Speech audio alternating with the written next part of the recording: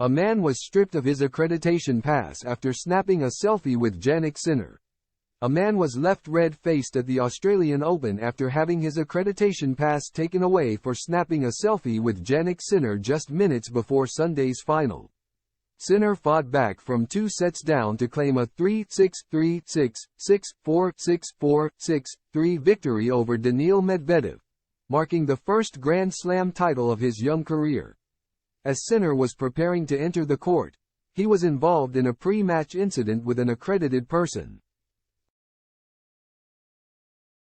The man approached Sinner and took a selfie with him but was immediately stripped of his accreditation pass by a security worker, who quickly guided him away.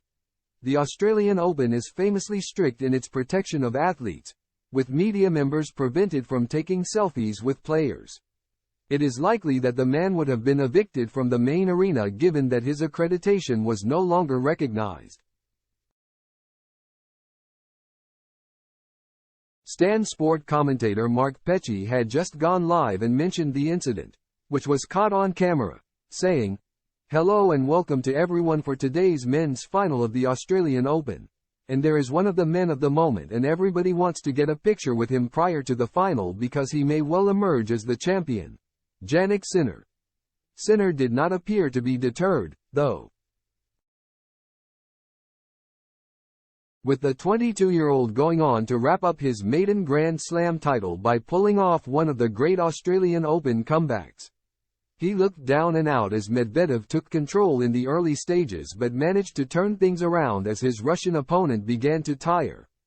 Medvedev made a flying start to proceedings, quickly wrapping up the first set before doubling his advantage thanks to a handful of crucial break points. He went on to feel the effects of fatigue as the match progressed, allowing Sinner to give himself a lifeline by having the deficit in the third set. Sinner began to turn the screw in the fourth, building up some much-needed momentum by pulling off a few breaks of his own.